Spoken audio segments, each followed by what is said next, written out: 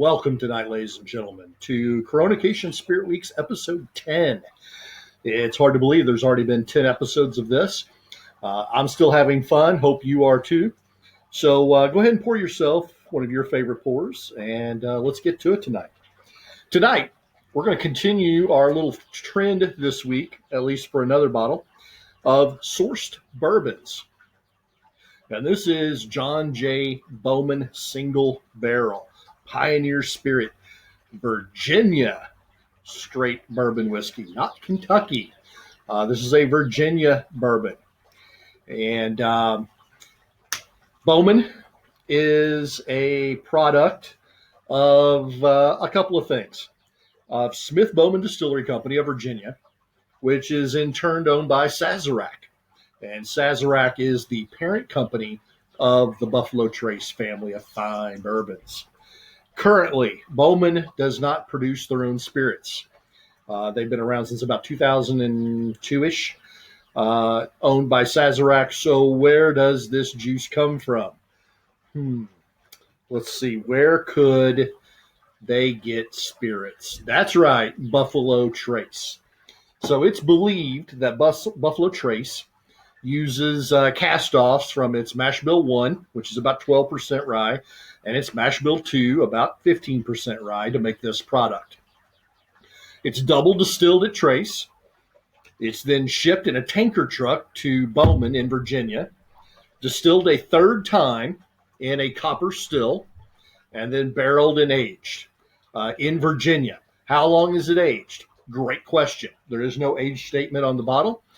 The company swears it's between 9 and 10 years. And it is bottled at 100 proof. So it's a good, solid drinking bourbon.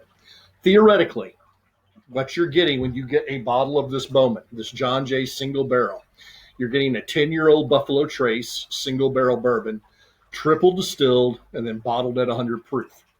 So what that means roughly is that it should be a comparable to an Eagle Rare. It should be comparable to some of those E.H. Taylor line of bourbons. To me, though, it's a very different drink. I think it comes down to a couple of things. Actually, 4 things. It comes down to location, and the triple distillate process. I think that's what makes this a little bit different of a product.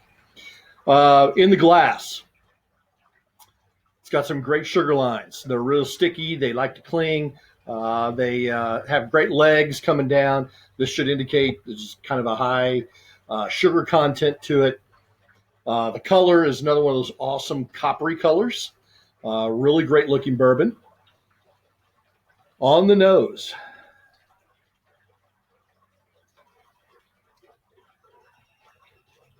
I get Thanksgiving. And what I mean for that is a lot of baking spice. I also get maybe some fresh breads. It's a subtle nose. It does not have a lot of alcohol burn to it.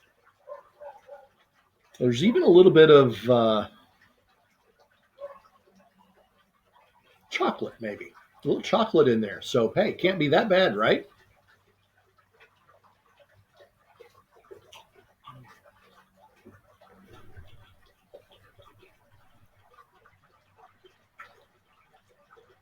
This is a classic bodied bourbon.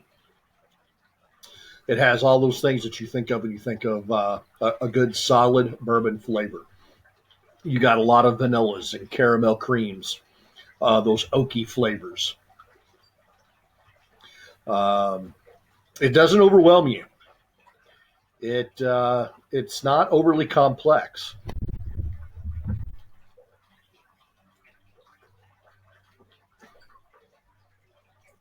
On that second taste, I'm getting a little bit more, some butterscotches and some more chocolates.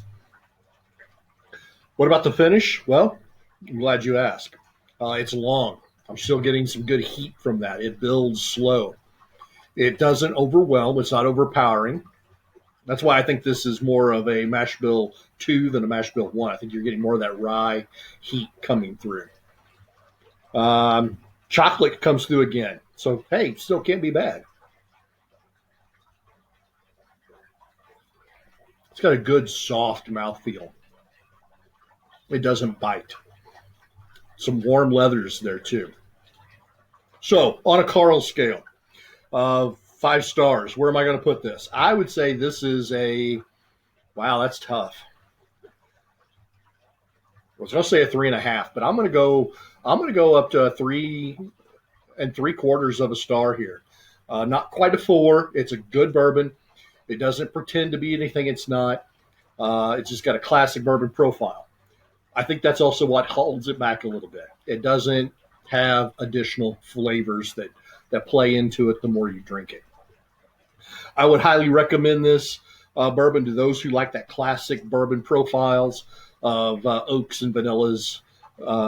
It's a good, safe choice for those who are just starting their bourbon journey. See what I did there?